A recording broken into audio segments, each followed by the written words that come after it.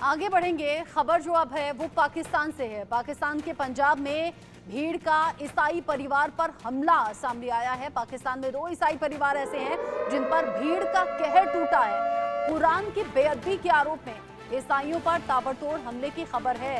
ईसाइयों की पिटाई कर घर और फैक्ट्री में आग लगा दी गई, यानी कि सिर्फ पीटा नहीं गया बल्कि उनके घर और फैक्ट्री को भी आग के हवाले कर दिया गया। ईश निंदा के आरोपों पर घर में तोड़फोड़ हुई है, आगजनी हुई है। उन्मादी भीड़ ने पुलिस पर भी पत्थर और ईंट फेंकी, पुलिस पर भी हमला कर दिया। घटना में ईसाई समुदाय के 5 लोग बुरी तरह से जख्मी हो गए हैं। ईसाइयों पर कुरान को अपवित्र करने का आरोप लगाया गया है। तहरीके लब्बैक पाकिस्तान के कार्यकर्ताओं ने ये हमला अंजाम दिया है। पंजाब प्रांत के सरगोधा जिले में मुजाहिद कॉलोनी की ये घटना बताई जा रही है। कुरान की बेअदबी का ये मामला बताया जा रहा है, जिसमें आरोप ये लगाया गया कि ईसाई परिवार के जरिए कुरान की बेअदबी हुई है और उसके बाद न सिर्फ ईसाई परिवारों पर हमला हुआ बल्कि उनकी फैक्ट्री और उनके घर में भी आग लगा दी गई। बड़ी खबर इस वक्त की, ईसाइयों पर कुरान को अपवित्र करने का आरोप लगाते हुए तहरीके लब्बैक पाकिस्तान के कार्यकर्ताओं ने ये धावा बोला, हमला किया और फिर घर फैक्ट्री आग के हवाले कर दी गई। बुरी तरह से ईसाई परिवार को पीटा गया है। 2 ईसाई परिवार जो इस भीड़ के हत्थे चढ़े और भीड़ कहर बनकर टूटी। इन 2 ईसाई परिवारों पर पाकिस्तान में हमने पिछले दिनों आपको बताया था, हिंदू सिख ईसाई इनकी संख्या कैसे घटती चली जा रही है और लगातार ये घटती हुई संख्या बता रही है कि कैसे वहां पर अल्पसंख्यकों को निशाने पर लिया जाता है या फिर कैसा बर्ताव उनके साथ होता है। जो संख्या लगातार घटी है, या तो पलायन हुआ है या तो जबरन धर्म परिवर्तित हुआ है, ये संख्या लगातार घटी है। अब पाकिस्तान में जिस तरीके से इन 2 ईसाई परिवारों पर हमला हुआ, उसके बाद खबरें एक बार फिर से इस तरह की उठ रही हैं। कुरान की बेअदबी के आरोप में ईसाइयों पर ताबड़तोड़ हमला हुआ है। ईसाइयों की पिटाई कर घर और फैक्ट्री में आग लगा दी गई।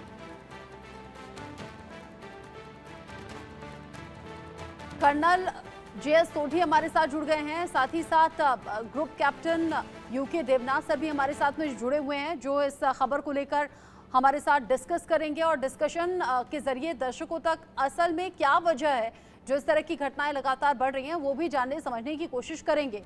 कर्नल सोढी, जब इस तरह की तस्वीरें पाकिस्तान से सामने आती हैं तो मालूम होता है कि अल्पसंख्यकों का रहना वहां पर कितना ज्यादा मुश्किल भरा है और इसीलिए आंकड़े भी बयां करते हैं कि वहां पर लगातार अल्पसंख्यकों की संख्या घटी है।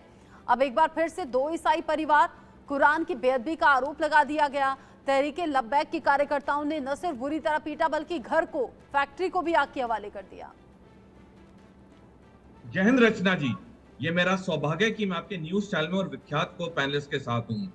14 अगस्त 1973 को जब पाकिस्तान का नया संविधान लागू हुआ तो उसमें आर्टिकल 2 अल्फा कहता है कि ये पाकिस्तान की जिम्मेवारी एक राष्ट्र होते हुए कि कुरान और सुन्ना का प्रचार किया जाए।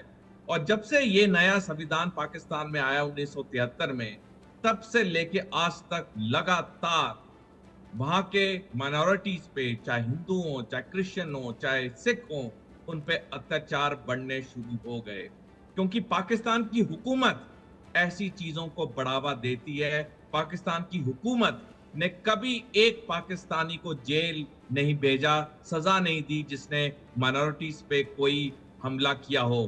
तो जिस देश की हुकूमत अपने लोगों को, अपने माइनॉरिटीज पे अत्याचार करने के लिए कोई सजा नहीं देती है, उनको अरेस्ट नहीं करती है, उस देश में माइनॉरिटी सेफ कैसे हो सकते हैं। और यही कारण है कि पाकिस्तान में आए दिन चाहे हिंदू हो, चाहे सिख हो, चाहे क्रिश्चियन हो, उन पे हमले होते हैं, क्योंकि उनकी हुकूमत आंखें बंद करके बैठी है। उनकी सेना, उनकी पुलिस इन चीजों में कोई हस्तक्षेप नहीं करती है कि इन चीजों को रोका जाए, लोगों का अत्याचार बंद किया जाए। जब तक पाकिस्तान की हुकूमत और पाकिस्तान की सेना और पुलिस कदम नहीं लेगी इन लोगों को अरेस्ट करने के लिए, उन्हें सजा देने के लिए जो माइनॉरिटीज पे हमला करते हैं, ये जो वहां पे ये हत्याएं, ये जो अत्याचार है माइनॉरिटीज पे, ये चलते ही रहेंगे। जिस तरह की घटनाएं सामने आ रही हैं उससे चिंता होती है उधर रह रहे जो अल्पसंख्यक लोग हैं उनको लेकर भी। दानिश रिजवी भी मेरे साथ में जुड़ गए हैं, मेरे सहयोगी न्यूज रूम से लाइव। दानिश, जो हालात हैं, जो तस्वीरें हम दिखा रहे हैं, न सिर्फ पीटा गया, न सिर्फ बदसलूकी हुई बल्कि घर को, फैक्ट्री को भी आग के हवाले कर दिया गया। इसका मतलब ये नहीं है कि सिर्फ गुस्सा था थोड़ा सा जो ऐसे निकल गया, कोई घटना घटी। घर और फैक्ट्री को आग के हवाले कर देने का मतलब ये है न तो रहने का ठिकाना बचा, ना फैक्ट्री जला दी गई, तो अब तो काम कारोबार भी नहीं बचा। बिल्कुल, जिस तरीके से ईश निंदा के आरोप में वहां के लोगों पर, ईसाई के दो घरों पर जिस तरीके से जुल्म ज्यादती करती गई है, वो अत्याचार का वो आखिरी पड़ाव था। आखिरी सब सोचिए कि पहले उनको मारा गया, उसके बाद उनको पीटा गया, उसके बाद घर में आग लगाई गई, फैक्ट्री में आग लगाई गई।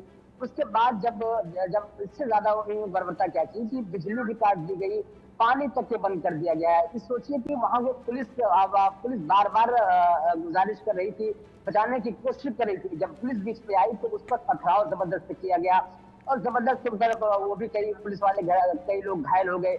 एक ईसाई की मौत की खबर है और तकरीबन 5 लोग घायल हैं। घायलों को सभी को अस्पताल में भर्ती कराया गया है। लेकिन ईश निंदा के आरोप में जिस तरह के ईसाई पर हमला किया गया है वो वाकई निंदनीय है। मैं एक वाकया सुनाना चाहता हूँ, एक ऐसे मुसलमानों के लिए एक दर्स, एक छोटी सी कहानी मैं बताना चाहता हूँ कि आज संडे का दिन है। आज के दिन ईसाई के लिए बहुत पवित्र माना जाता है और जिस ईश निंदा के आरोप में ईसाई पर हमला किया गया है, आज के दिन रसूल खुदा के मोहम्मद रसूलुल्लाह सल्लल्लाहु अलैहि वसल्लम के सऊदी अरब में एक ईसाई वहां पर टहल रहा था और वो कुछ बेचैन सा लग रहा था। तो उनको ऐसा एहसास हुआ कि लगता है कि ईसाई पूजा पाठ करना चाहता है। उसके पास पहुंचे, उससे दरियाफ्त किया, उससे पूछा कि क्या आपको कोई तलब है, कुछ चाहते हैं? उसने कहा नहीं कुछ नहीं। फिर कुछ देर के बाद दिखते, फिर वो ढूंढने तलाशने लगता। वो तलाश रहा था असली की चर्च तलाश रहा था। तो उन्होंने कहा कि आप चर्च तलाश रहे हैं, छोड़िए चर्च को, आप मस्जिद में आइए, यहाँ पूजा कीजिए। अब सोचिए, एक वो जिसको आप फॉलो कर रहे हैं, पैगंबर वो थे जिन्होंने मैसेज दिया कि आप ईसाई हैं तो आप मस्जिद में पूजा कर सकते हैं। और ये कैसे मुसलमान है कि इस निंदा के कानून में, इस निंदा के आरोप में दो परिवारों को इस तरीके से मारा जाए, पीटा जाए, जुल्म ज्यादती की जाए, उनके घरों को तोड़ा जाए, आग लगा दी जाए, फैक्ट्रियों में कैसे बच्चों को रुलाया जाए, मारा जाए, पीटा जाए। ये कैसे मुसलमान, किस तरह के मुसलमान है? इनसे मुसलमान होने के भी शक होता है ऐसे मुसलमानों पर। जिस तरीके से वहाँ के इस निंदा कानून जो इतना सख्त है, पाकिस्तान में इस निंदा कानून दुनिया का सबसे सख्त कानून है। और इस निंदा कानून वो कानून है जो पैगंबर मोहम्मद के आरोप, मोहम्मद को लेकर कुछ गलत बयान की जाए या कुरान की बेइज्जती की जाए या इस्लाम के बारे में कुछ गलत बयान की जाए, तो उसको लेकर इस कानून वहां पर बना। लेकिन उसके बाद बहुत सारी आलोचना हुई, लेकिन फिर भी जिस तरीके से वहां पर चरमपंथी और कट्टरपंथी जो संगठन है वो बाज नहीं आते। लगातार ईसाई, हिंदू, शिया धर्म के नाम पर या पर गलत नियमों के आधार पर बस लोगों को वहां पर प्रताड़नाएं मिल रही हैं। अल्पसंख्यक लोगों को बेवजह परेशान किया जाता है और ऐसी प्रताड़ना कि फिर मजबूरन या तो धन परिवर्तित वो अपना कर लें या फिर वहां से पलायन कर लें।